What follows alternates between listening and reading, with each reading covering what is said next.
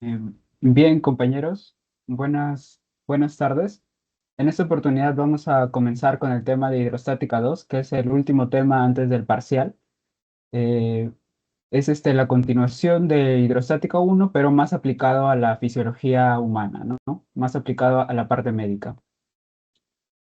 En esta parte, bueno, vamos a tratar durante esta sesión primero qué son las varices y los factores de riesgo para esta enfermedad, la diferencia entre las arterias y las venas, cuál es la fisiología de la circulación sanguínea y cómo funciona. Vamos a hallar qué es la presión arterial y cuáles son las formas en cómo se puede medir, los tipos de presión arterial y cómo se calculan. Vamos a hablar también de la presión venosa y el retorno venoso. Vamos a hablar de los factores que favorecen este retorno venoso hacia nuestro corazón y qué aplicaciones clínicas tiene y cómo podemos prevenir todas estas enfermedades. Bien, primero vamos a hablar sobre las varices y los factores de riesgo.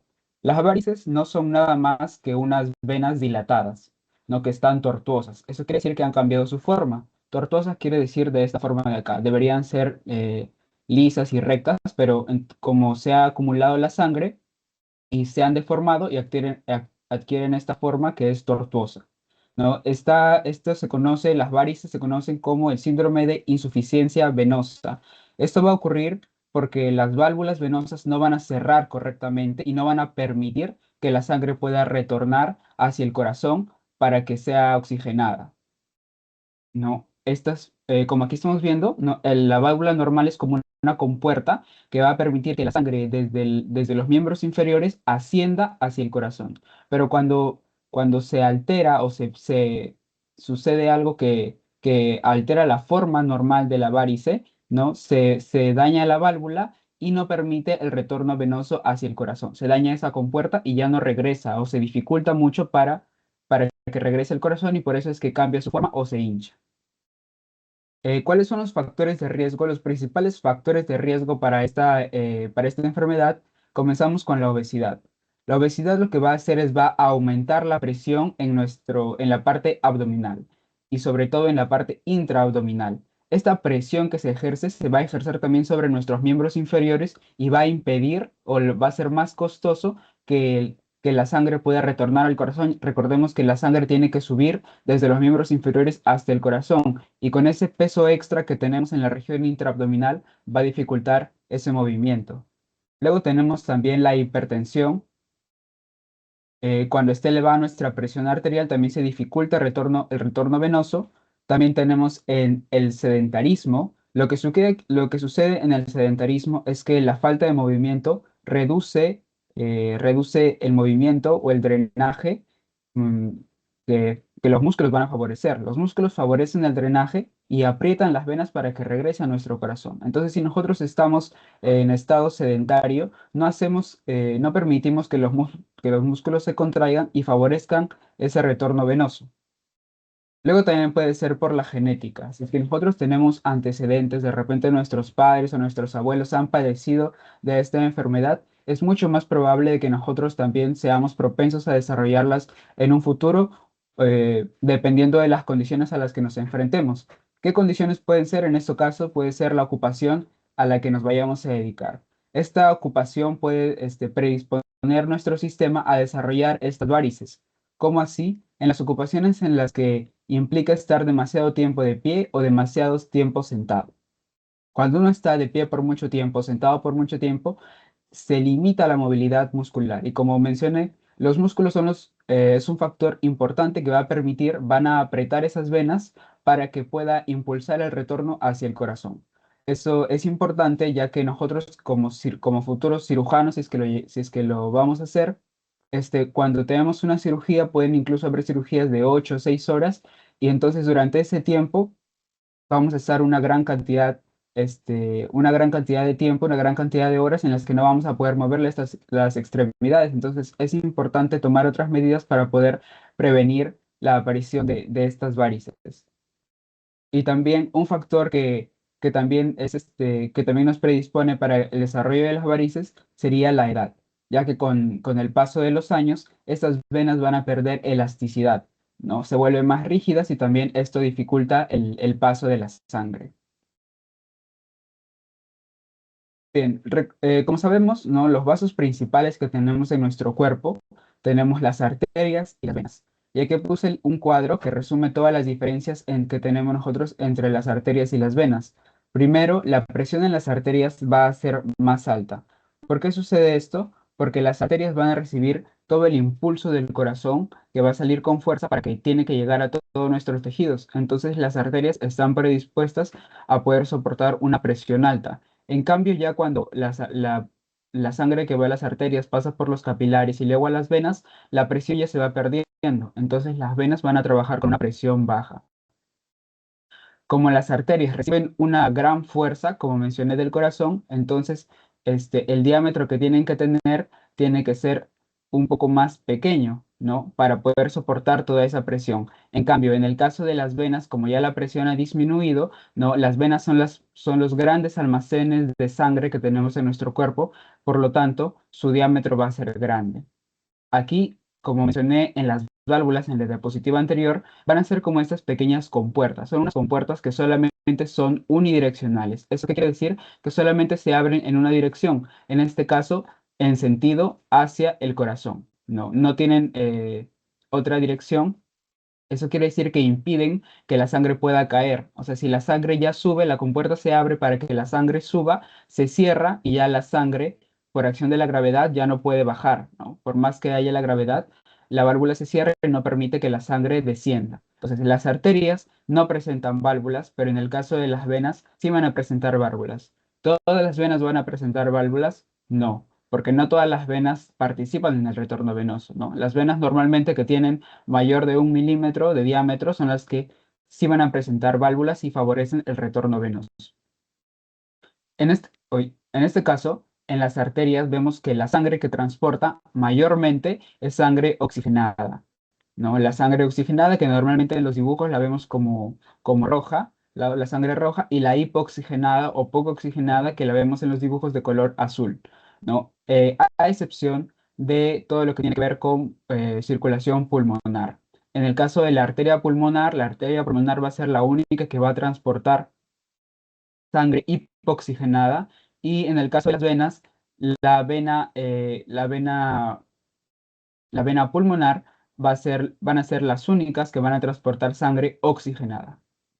Acá la función de las arterias es todo transportarlo desde el corazón hacia todos los tejidos de nuestro cuerpo. Esa es la función principal de las arterias. Y en el caso de las venas es recoger todo de los tejidos y llevarlo de nuevo al corazón, ¿no? El almacenamiento de la sangre, las venas, como mencioné, es el gran almacén que tenemos de sangre en todo nuestro cuerpo. Entonces, en las venas se va a almacenar el 75% de nuestra sangre. Ese es un dato importante. Y en las arterias se va a almacenar el 20%. Pero aquí si sumamos 20% más 75%, nos da 95%. Eso nos deja un 5% restante. Ese 5% restante va a corresponder a los capilares, que son vasos más pequeños. Eh, por ejemplo, la aorta, que es la arteria principal que tenemos, tiene un diámetro de aproximadamente 3 centímetros, pero los capilares llegan a ser incluso microscópicos. Sin embargo, cuando hablamos del área transversal, al ser bastantes capilares, ¿no? que podemos decir que tiene el grosor de un pelo, ¿no? Al ser bastantes capilares, entonces si sumamos todos los pelos, todos los diámetros de todos los pelos, llega a contar como un área transversal muy grande, incluso más que las arterias. Entonces, la suma total del área transversal de todos los capilares viene a ser mayor que todos los vasos sanguíneos, contando a las arterias y a las venas. Entonces, si nos preguntan, ¿no? ¿Cuál es el vaso sanguíneo que cuenta con la mayor sección transversal o área transversal? Vendrían a ser los capilares, ¿no? Porque así, incluso que eh, contándolo por unidad, tiene un área transversal pequeña, como como están en gran cantidad, al sumar todas esas secciones transversales, nos resulta con un área transversal muy grande. Bien, ahora vamos a hablar de la fisiología de la circulación sanguínea, ¿no? Primero, vemos que tenemos que conocer que existen dos tipos de circulación. Primero, la circulación mayor, que es la circulación sistémica, y la circulación menor, que se refiere a la circulación pulmonar. Aquí estamos viendo la circulación mayor y la circulación menor. Como vemos, la circulación menor o pulmonar va desde el corazón hasta nuestros pulmones y luego de regreso a nuestro corazón, ¿no? Y la circulación mayor o la circulación sistémica es también desde el corazón hacia todos nuestros tejidos, como aquí estamos viendo, hígado, estómago, intestino, riñones, y da toda la vuelta, pasa por los capilares hacia las venas y nuevamente retorna hacia nuestro corazón, ¿no? Entonces, son los dos tipos de circulaciones que presentamos en nuestro cuerpo, la circulación mayor y la circulación menor. Y aquí, solamente para diferenciar, puse esta imagen, ¿no? Para referenciar nosotros la circulación humana que tenemos. La circulación que nosotros tenemos es una circulación doble, una circulación completa y una circulación cerrada. ¿Por qué es una circulación doble? Porque solamente existen dos circuitos, como mencioné, la circulación pulmonar y la circulación sistémica. Esos son los dos circuitos que presenta nuestro cuerpo.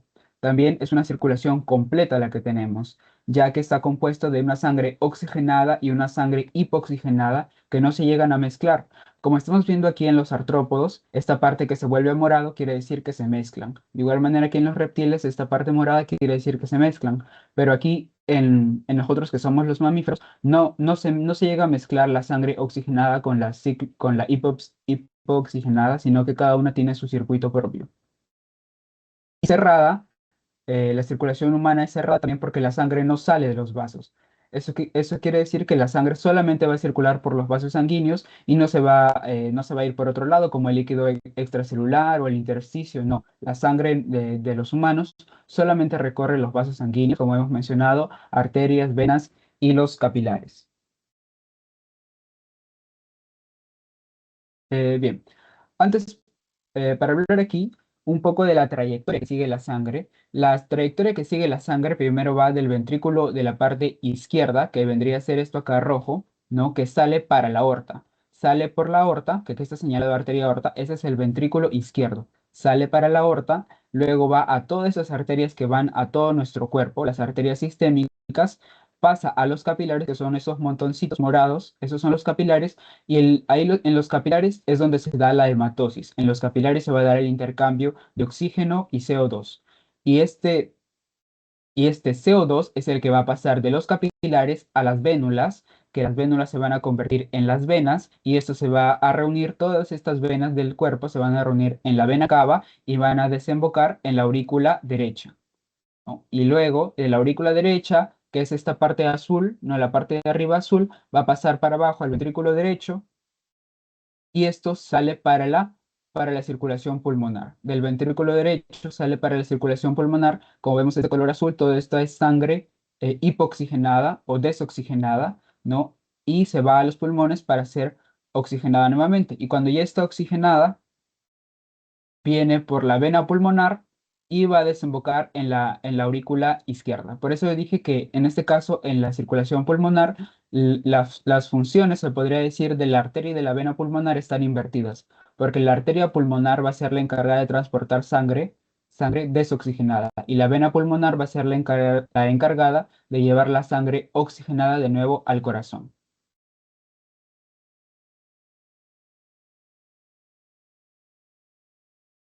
Bien, ahora vamos a hablar sobre la medición de la presión arterial. No, la presión arterial, como nosotros lo conocemos, ¿no? Es la presión que va a ejercer la sangre sobre nuestras arterias. La sangre que nuestro corazón va a empujar, esa sangre ejerce una presión sobre las paredes de nuestras arterias. Y esa es la presión arterial y la podemos medir. Existen dos métodos principalmente. ¿Cómo se puede medir esta presión arterial? El método indirecto, como su mismo nombre lo dice, es indirecto, o sea que es no invasivo, no invade el cuerpo, no entra en el cuerpo y se mide por el esfigmomanómetro, que es este aparatito que de repente es muy seguro que ya lo han visto, que es el aparatito que va a reconocer todos los ruidos de Korotkov, ¿no? Aproximadamente son 5 ruidos, ¿no? El primer ruido que va a representar a la presión sistólica, que los valores normales es de 120 milímetros de mercurio, y el último ruido, o sea, cuando ya desaparecen todos los ruidos, ahí va a ser la presión diastólica, que está representada aproximadamente cuando nos marca, va a ser en 80 milímetros de mercurio. Ese es el método indirecto. Se llama indirecto porque pues no invade el cuerpo, no es invasivo, no entra en el cuerpo. Y el método directo, a diferencia de esto, sí es invasivo y también es más exacto, ¿no? Porque se adentra al cuerpo. Entonces, aquí el método directo es con un catéter. Hacen que el catéter ingrese en la vena yugular o en la aurícula derecha y resulta en la medición de la presión arterial más exacto porque va a estar más cerca del corazón, ¿no? Aunque es también más invasivo. Normalmente este método indirecto se usa más que todo en las personas que están muy graves en la unidad de cuidados intensivos, ¿no? En el UCI se llega a usar el método directo, ¿no? Con un catéter. Pero normalmente en las clínicas o en los centros de salud usamos solamente el método indirecto, ¿no? Con el esfigmomanómetro y medimos, tomando como referencia estos valores, que los ruidos deben comenzar en 120 y deben terminar, ya no debe sonar ningún ruido, en los 80 milímetros de mercurio.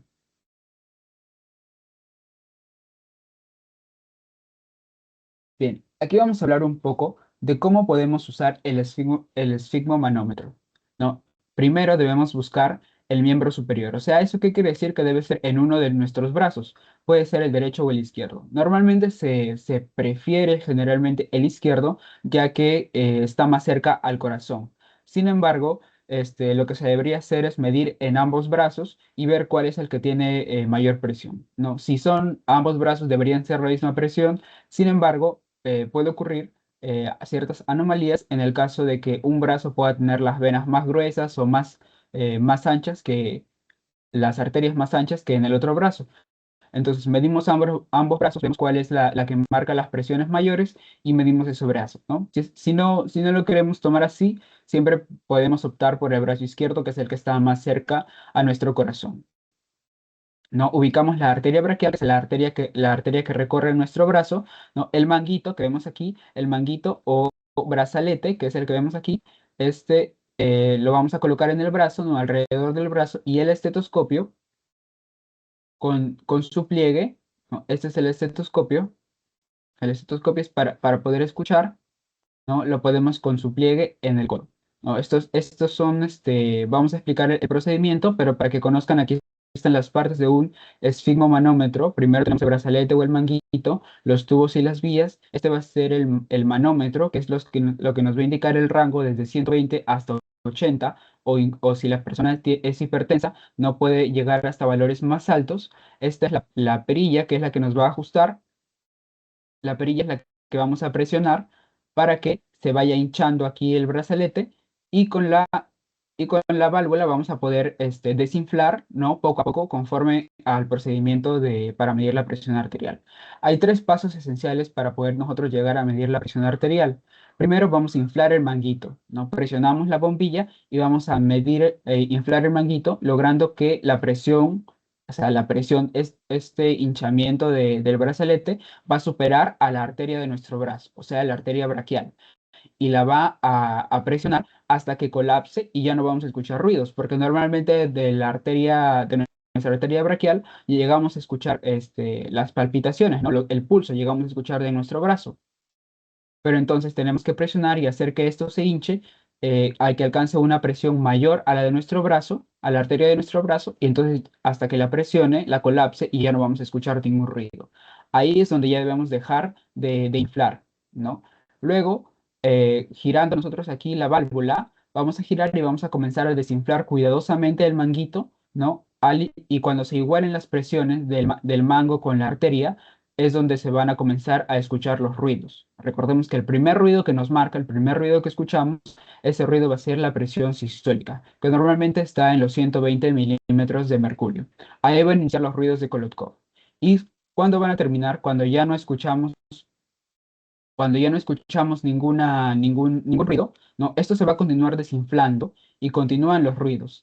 Van a cambiar el tono, vamos a escuchar ruidos diferentes, y cuando llegan a desaparecer, cuando ya llegan a desaparecer, esa va a ser la presión arterial diastólica, que o sea, cuando no hay sonido ya, eso se conoce como el quinto ruido, ¿no? O sea, cuando ya no se escucha nada, eso se conoce como el quinto ruido de Kolotkov.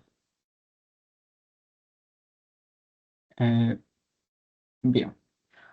Ahora vamos a hablar un poco, ya hablamos de la presión arterial, ¿no? La presión arterial que vemos que es una relación entre la presión arterial sistólica y la presión arterial diastólica, que es 120/80. Esa es la presión arterial.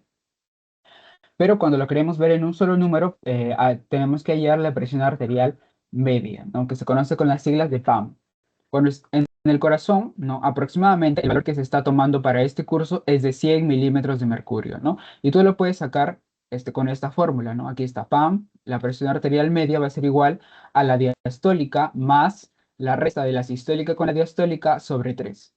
Esa es una fórmula, pero también tenemos otra fórmula alternativa en la que sería PAM es igual a 2 por la diastólica más la sistólica y todo entre 3, ¿no? Da el mismo resultado ambas fórmulas, ¿no? Y de igual manera podemos hallar cuál es la presión arterial media en nuestro corazón dependiendo de los valores que nos dan, ¿no? Nos tienen que dar la sistólica y la diastólica y nosotros podemos hallar la presión arterial media, ¿no? Ya ahí conocemos, bueno, hemos hablado de este tipo de presión. Ahora nos toca hablar de la presión de pulso. La presión de pulso es una presión más simple, ¿no? Solamente es la diferencia entre la presión arterial sistólica y la presión arterial diastólica. Entonces ahí estamos viendo ya varios tipos de presión. Hemos hablado de la presión arterial sistólica, que es la más elevada, la presión arterial diastólica, que es la más baja, la presión arterial media, que se trabaja con la diastólica y con la sistólica, y la presión de pulso, que simplemente es la resta entre la sistólica y la diastólica. Hasta aquí van cuatro presiones de las cuales ya estamos hablando. Bien, esto es lo que se trató en la clase, ¿no? Y nos habla sobre el efecto de la gravedad en la presión arterial.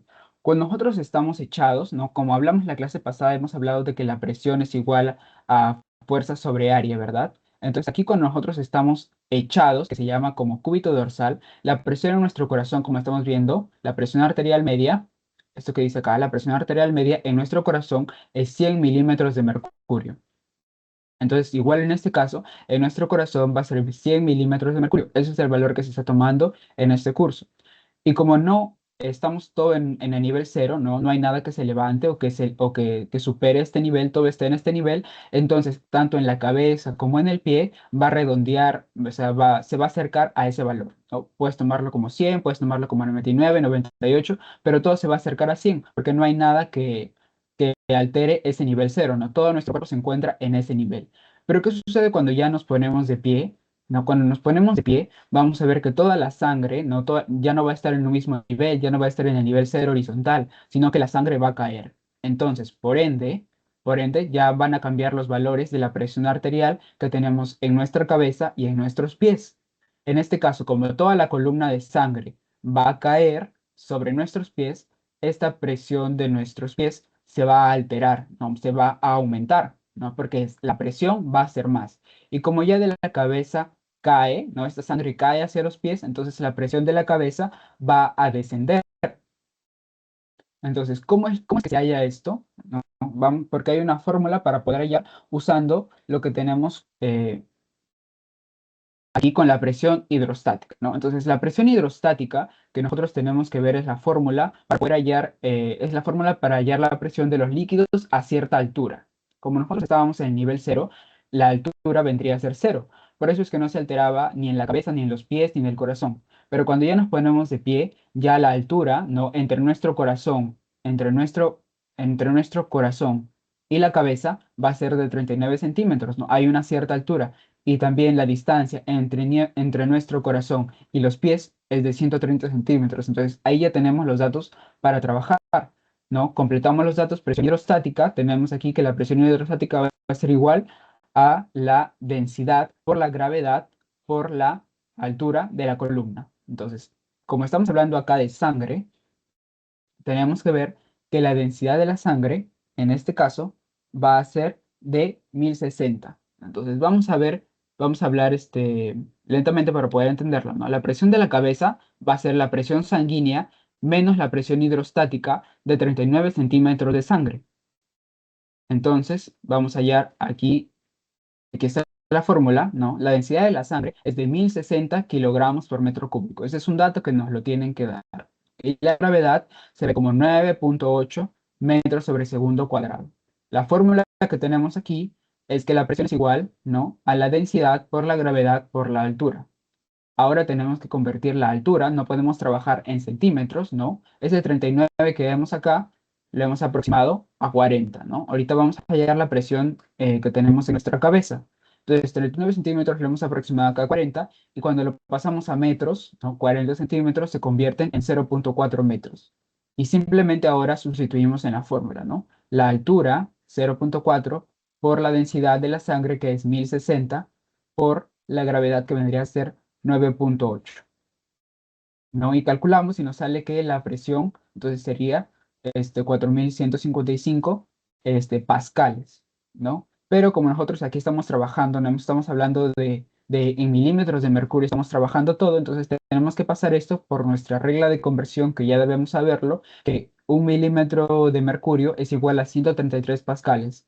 Entonces hacemos nuestra regla de conversión, simplemente dividimos 4.155,2 pascales, ¿no?, entre 133,3, y nos da 31,2 milímetros de mercurio, que lo redondeamos a 30. Entonces, esta es la presión hidrostática solamente que tenemos en nuestra cabeza, de la sangre. Entonces, aquí vemos, para hallar nuestra presión en la cabeza, tenemos que ver la presión de la sangre, que la presión de la sangre es 100, y le tenemos que restar la presión hidrostática, que es lo que hemos hallado. Como vemos aquí, la presión de la cabeza es la que vemos aquí, 100, ¿no? O en este caso el profesor ha considerado 99, ¿no? Pero en realidad de todo es 100, porque está en el nivel cero, ¿no? No se altera nada.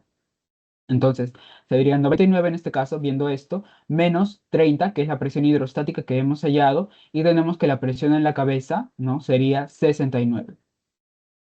¿Cómo lo podríamos decir?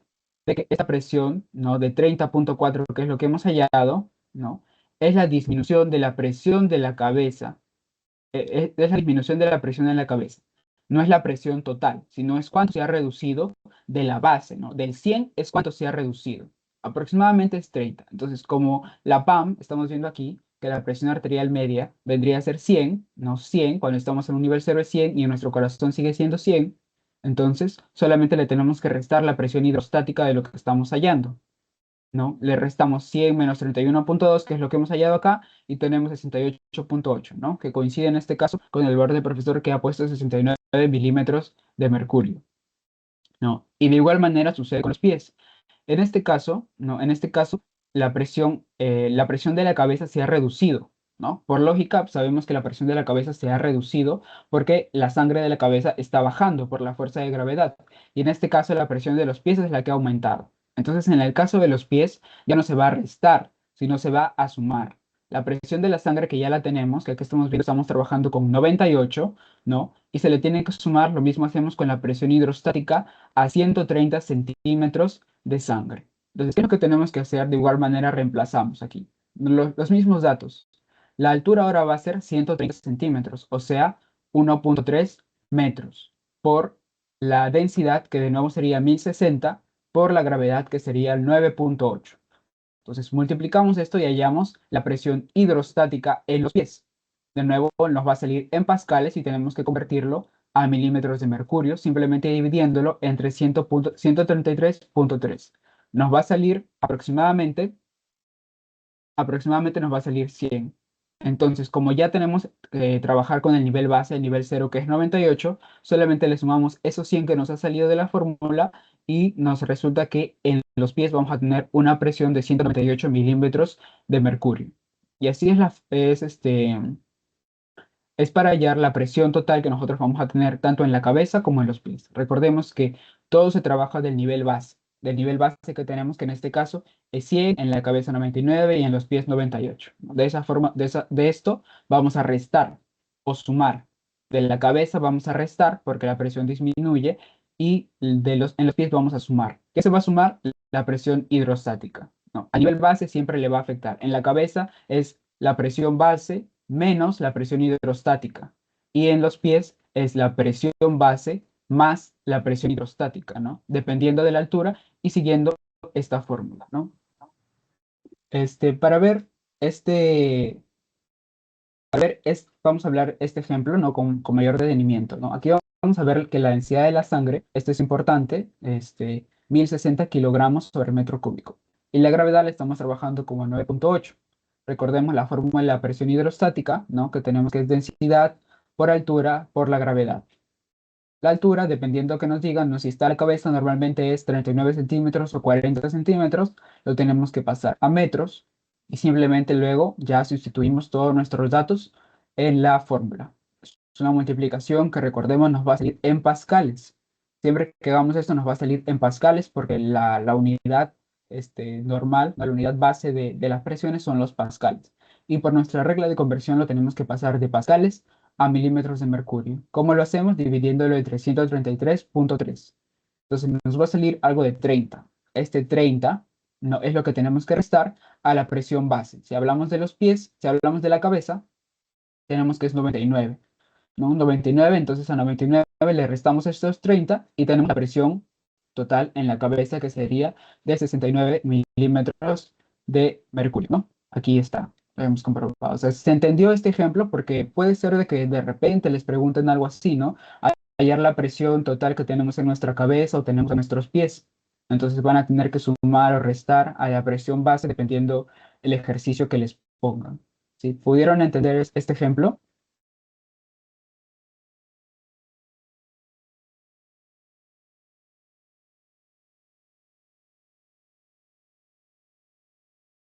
Sí, bien. Eh, entonces vamos a continuar, nos vamos a hablar ahora. Este es un problema, para saber, no es un problema práctico para ver cómo se puede tratar nosotros la presión arterial media, cómo podemos hallarla, ¿no? Siguiendo la fórmula que vemos acá. La presión arterial media, ¿no? Es la diastólica más la resta, ¿no? De la sistólica con la diastólica sobre 3. Aquí, entonces, y la presión, y acá otra cosa que nos piden es la presión de pulso, ¿no? La presión de pulso solamente sería la resta entre la sistólica con la diastólica. Entonces, aquí el problema nos da todos los datos, ¿no? Nos da todos los datos, es una persona con una presión arterial de 125 sobre 85. Entonces, relativamente se podría calificar como esto una hipertensión nivel 1, ¿no? Está ligeramente elevado, ¿no? Porque recordemos que lo normal es 120 sobre 80. ¿No? Entonces, sacamos los datos del problema, eso es lo primero que tenemos que hacer. Sacamos los datos, tenemos que la presión sistólica es 125 y la presión diastólica es 85. No, lo primero, lo más fácil que tenemos que hallar es la fórmula más fácil que tenemos es la presión de pulso respiratorio, que simplemente es la resta. Restamos entonces la sistólica, 125, menos la diastólica, 85, y tenemos que la presión de pulso en este paciente va a ser 40 milímetros de mercurio, ¿no? Y la presión arterial media, solamente reemplazamos aquí la fórmula, podemos usar cualquiera de las dos fórmulas, esta o la otra alternativa, ¿no? Y tenemos que la diastólica más la resta de la sistólica menos la diastólica sobre 3. Ahí tenemos 85 más 40 sobre 3 y sería 85 más 13,33 y tenemos 98,33 milímetros de mercurio. Entonces, así simplemente sacando los datos y reemplazándolos en las fórmulas, para esto tenemos que tener ya interiorizadas las fórmulas, ¿verdad? Entonces podemos hallar la presión de pulso o la presión arterial de cualquier paciente que se nos presente. Ahora vamos a hablar de la presión venosa y el retorno venoso. La presión venosa, como hemos visto, es una presión ya que es más baja, en este caso, que las arterias. Recordemos que en las arterias no va a salir la sangre del corazón como es empujada con fuerza, ¿no? Entonces las arterias van a recibir la sangre en una presión muy elevada, ¿no? Pero conforme esta sangre va pasando por todo nuestro organismo, ¿no? Y va pasando arterias, capilares y venas, esta presión se va a reducir, ¿no? Entonces ya las venas van a contar con una presión baja. Esta presión aproximadamente va entre 13 a 15 milímetros de mercurio en las venas periféricas, o sea, las venas que son más superficiales, y incluso menor, de 0 a 3 milímetros de mercurio en la aurícula derecha, ¿no? Donde se recibe la sangre. Este retorno venoso es el mecanismo, no, se llama todo el mecanismo por el cual se recoge toda la sangre de nuestro cuerpo y va a regresar hacia nuestro corazón. ¿En qué parte de nuestro corazón va a regresar? Va a regresar a la aurícula derecha, ¿no? ¿Qué factores van a favorecer? ¿No? Son 5 factores, ¿no? Que eso sí, sí se pregunta, ¿no? Se pregunta recurrentemente, ¿qué factores son los que favorecen la presión venosa y sobre todo el retorno venoso, que van a ayudar a que regrese la sangre hacia nuestro corazón, ¿no? En este caso, primero la contracción muscular, ¿no? Como mencioné al inicio de la clase, nuestros músculos cuando se contraen, van a actuar como una especie de bomba, ¿no? Estos músculos de las piernas, cuando se comprimen, ¿no? Van a presionar a las venas y van a impulsar la sangre, ¿no? Que rompa esa fuerza, que rompa la fuerza de la gravedad y pueda subir hacia el corazón, ¿no? Va a actuar como una bomba muscular. También tenemos las válvulas venosas que ya se mencionó, son como unas compuertas. Aquí estamos viendo. Aquí, por ejemplo, estas válvulas son unas compuertas unidireccionales, o sea, solamente admiten la dirección hacia arriba, ¿no? Dirección hacia el corazón. Si la sangre quiere caer, como vemos aquí en esta imagen, las válvulas se cierran, ¿no? Impide el reflujo, impide que la sangre regrese hacia los miembros inferiores. Solamente es de subida, ¿no? Cuando la sangre asciende, ¿no? Cuando los músculos presionan, entonces la sangre asciende, se abren las compuertas y permite el regreso al corazón. De igual manera, como estamos viendo aquí, la contracción muscular, en este caso estamos viendo cuando nuestra pierna la tenemos relajada, ¿no? Cuando la tenemos relajada, no está ejerciendo mucha fuerza, pero cuando nosotros corremos, caminamos, o movemos siquiera un poco el pie, ya se está ejerciendo algo de contracción en nuestros músculos que presionan esas venas y ayudan, ¿no? Empujan, rompen la fuerza de gravedad para que pueda llegar hacia nuestro corazón. Luego también tenemos la presión negativa intratorácica, ¿no? Que ese es un concepto algo complejo, ¿no? Porque involucra varias cosas. ¿Qué es lo que sucede aquí? La presión negativa intratorácica. Como ya se ha hablado también en la clase de gases, cuando nosotros inspiramos, ¿no? Nuestro tórax va a ejercer una especie de succión sobre las venas grandes. ¿Qué significa esto? Cuando nosotros tomamos el aire, ¿no? Entonces nuestro diafragma se va a contraer y se va a expandir nuestra caja torácica. Esto que va a generar una presión negativa, ¿verdad? Recordemos que la presión interna tiene que ser negativa menor a la de afuera. Entonces, dentro de nuestro tórax va a haber una presión negativa. Esta presión intratorácica se va a transmitir a todas las estructuras intratorácicas, incluyendo a la aurícula, a la vena cava. Entonces, las venas, las venas y las aurículas que van a estar cerca de nuestro tórax van a adquirir esa presión negativa cuando nosotros inspiramos. Y recordemos de que los líquidos, no los fluidos, tanto gases como fluidos, como líquidos, se van a mover de una zona de mayor presión a una zona de menor presión. Entonces, si la parte intratorácica, ¿no? Si la aurícula, ¿no? Cerca de nuestro corazón adquiere una presión negativa menor a la de afuera de nuestro cuerpo, a la periferia, ¿qué va a hacer esto? Va a impulsar a que de las partes más externas de nuestro cuerpo, están a una mayor presión, regresen al corazón, al lugar donde tiene una menor presión cuando nosotros inspiramos, ¿no? Entonces, por la misma naturaleza de la sangre, que es un fluido, van a fluir desde las áreas de mayor presión a una menor presión y como resultado es impulsado este retorno venoso, ¿no? Hacia la aurícula derecha. Luego hay otro concepto, ¿no? Es una expresión en latín que se conoce como vis a tergo, que básicamente habla sobre la presión residual que se transmite desde los capilares, ¿no? ¿Qué quiere decir esto? Cuando la sangre sale del corazón, sale con una presión alta, ¿no? Y recubre todo el sistema arterial. Cuando ya llega a los capilares, esta fuerza, esta presión se ha perdido un poco, ¿no? Pero sigue quedando es una presión residual. Y esta presión residual que pasa en los capilares no la transmiten hacia las vénulas, luego a las venas. Esta presión residual, ¿no? Que es misma de las arterias de las arterias que transportan la sangre, esta presión residual es la que va a actuar en las venas, ¿no? Es menor, obviamente es menor, pero de igual forma favorece, ¿no? Sigue empujando el flujo que pasa por las venas hacia que cumpla su circuito y regrese hacia el corazón. Y por último, ¿no? Un factor que afecta, ¿no? Que afecta aquí el retorno venoso es la gravedad. Porque como nosotros sabemos, la gravedad se opone al retorno venoso, ¿no? La gravedad es la que va a empujar, va a empujar la sangre hacia el suelo, ¿no? No va a dejar que suba, ¿no? Entonces, más que todo, cuando las personas sufren de varices o problemas circulatorios, ¿no? Como trombosis o que tienen una coagulación muy alta, ¿no? Entonces, eso genera dolores. Y lo que se recomienda es de que pueda tener elevados los pies. Cuando una persona eleva los pies, usa la gravedad a su favor, ¿no? Usa esta fuerza de gravedad para que la sangre, ¿no? Los coágulos que se pueden haber formado, ¿no? Junto con la fuerza de gravedad y con todos los mecanismos musculares, válvulas, todo esto favorece y va a impulsar a que la sangre pueda también regresar a nuestro favor, ¿no? De otra manera, la gravedad en realidad actúa en contra, ¿no? Del retorno venoso, ¿no? Porque empuja a que la sangre no suba, ¿no? Le empuja hacia el suelo, hacia la base donde nosotros caminamos. Bien. Luego vamos a ver cuáles son las aplicaciones clínicas y las prevenciones. Entonces, aquí vamos a ver, cuando nosotros, por ejemplo, cuando conocemos una persona, ¿no? Que hacen viajes entre provincias, por ejemplo, que viene de Cusco a Lima y viene por ejemplo, en bus, ¿no? Está una gran cantidad de horas sentado, ¿no?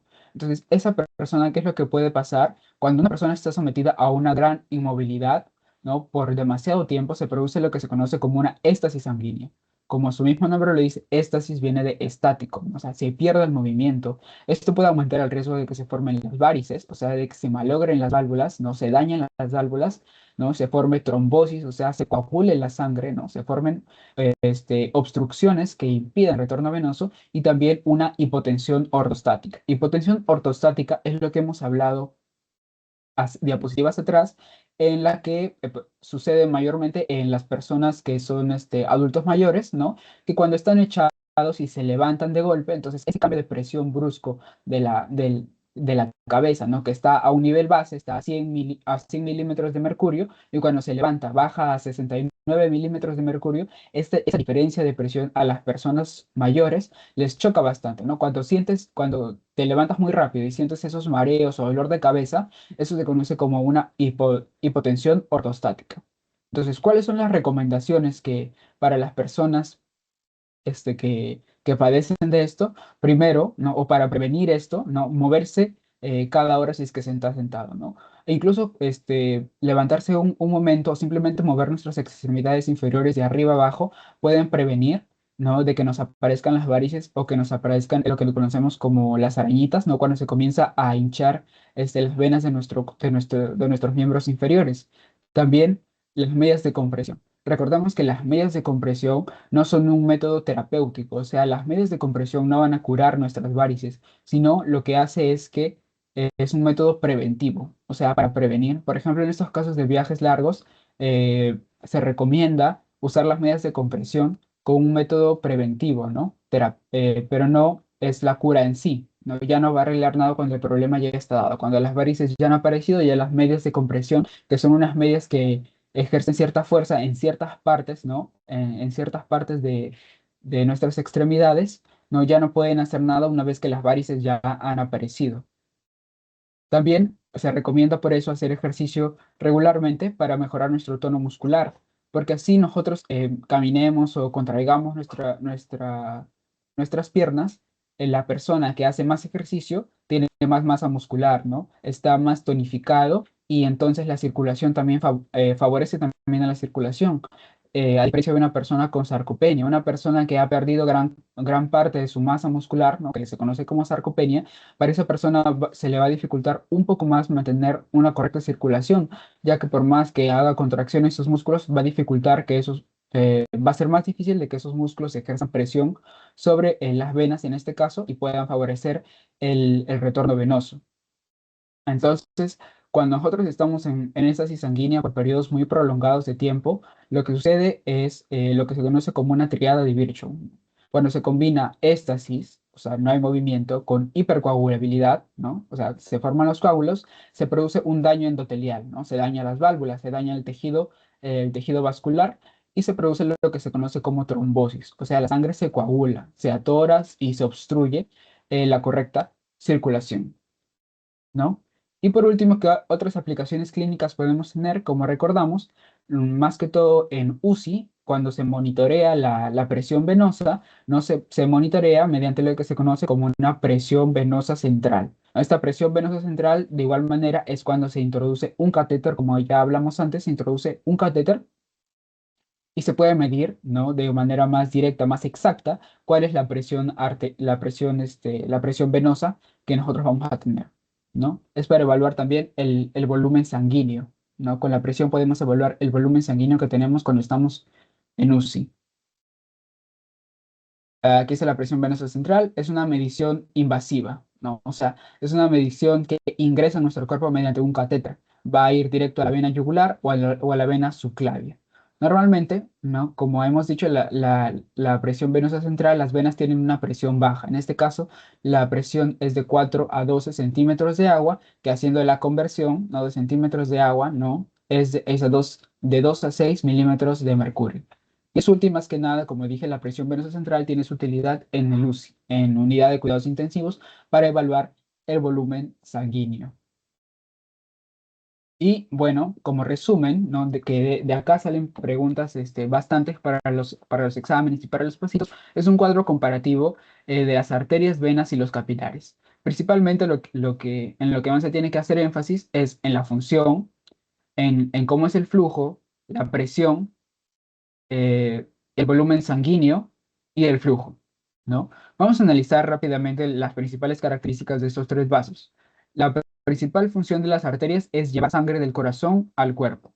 De las venas es retornar la sangre del corazón al cuerpo. Y de los capilares es realizar la hematosis, o sea, el intercambio de gases. Se da a nivel eso microscópico, ¿no?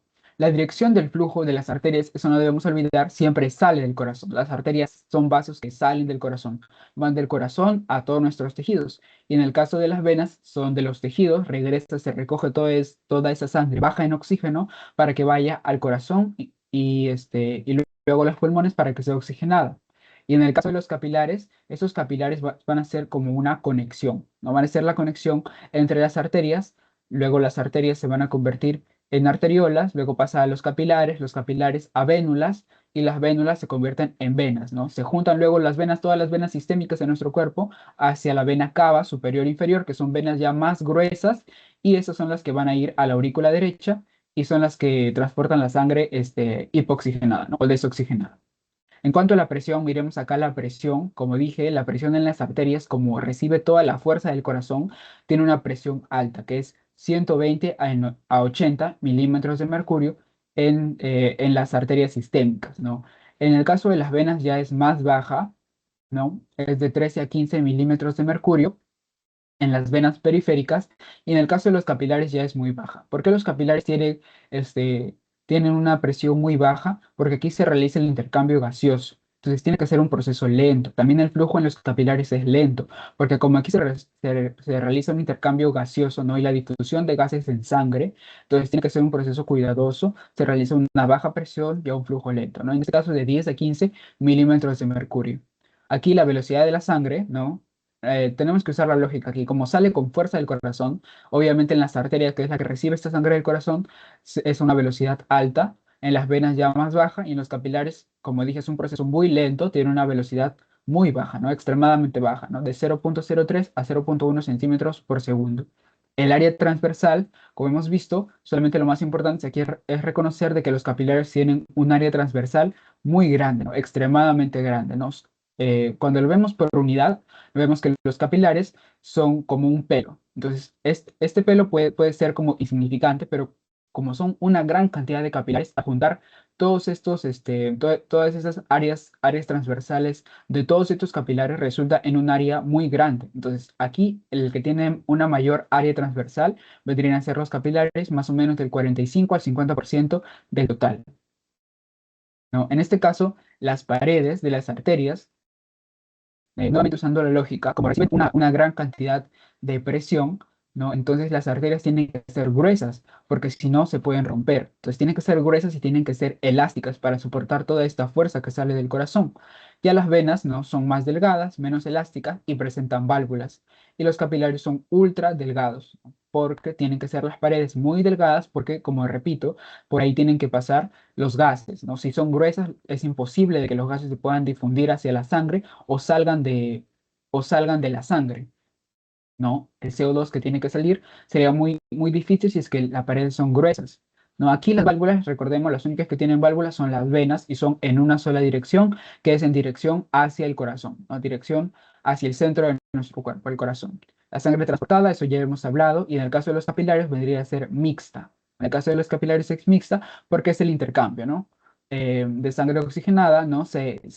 Por hematosis, ¿no? Por intercambio gaseoso, ¿no? Entonces se convierte en sangre oxigenada, ¿no? Y nosotros recuperamos el CO2 y recuperamos el oxígeno y eliminamos el CO2. Y el volumen sanguíneo, aquí es importante solamente recordar de que las venas son los grandes almacenes de nuestro cuerpo, más o menos un 75% de todo el volumen sanguíneo que tenemos, las arterias el 20% y los capilares, en este caso, el 5%. ¿No? El flujo sanguíneo aquí es constante y pulsátil. ¿Qué quiere decir aquí? Que las arterias no siguen el pulso. Cuando nosotros medimos el pulso, sea en nuestro cuello, cuando medimos aquí, cuando medimos en nuestro brazo, en la arteria braquial, ¿no? Y hay varios puntos en los que nosotros podemos medir y cómo lo podemos saber que en esa parte tenemos pulso, porque sentimos esa vibración, ¿no? Esa vibración rítmica, ¿no? Eso se llama pulsátil, porque sigue el pulso de nuestro corazón. O sea, ¿qué quiere decir? Que nosotros de repente nos cortamos, ¿no? Si nos cortamos, ¿no? Y vemos que sale como a borbotones, ¿no? Sale la sangre de tiempo en tiempo, ¿no? De manera rítmica. ¿Qué quiere decir? Que hemos cortado una arteria, ¿no? Pero si sale así como una manguera, ¿no? Regando, ¿eso qué quiere decir? Que hemos cortado una vena, ¿no? Porque el flujo en los tres vasos es constante, pero la diferencia es de que en las arterias es pulsátil, o sea, sale por borbotones, sale de manera rítmica, y en cambio en las venas es constante y no pulsátil, no solamente sale a chorro. Y en los capilares es bueno, lento y de igual manera es constante, continuo, ¿no? Es muy lento en los capilares. Bueno, eso sería todo, compañeros. Si no tienen alguna duda, para ya terminar la sesión. Una consulta, dijiste que los capilares tienen mayor área transversal pero menor diámetro, ¿así sería? Exacto, ajá. En el caso de los capilares van a tener una, una área, o sea, si lo vemos como uno solo, se asemejaría al diámetro de un pelo. Así es como lo realizan en las clases, ¿no? Son un pelo, pero como son una gran cantidad de capilares, como estamos viendo en la imagen de acá, ¿dónde está esta imagen? Acá. Entonces son una gran cantidad de capilares, todos estos son capilares. Entonces, cuando se le ve en conjunto, al final los capilares son los que resultan con una mayor sección transversal, ¿no? Cuando se le ve en conjunto. Pero el diámetro en sí, por unidad, es pequeño. Ahí estoy bien, gracias.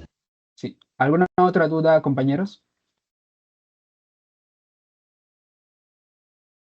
Bien, voy a terminar la sesión y les envío el post-test por el grupo.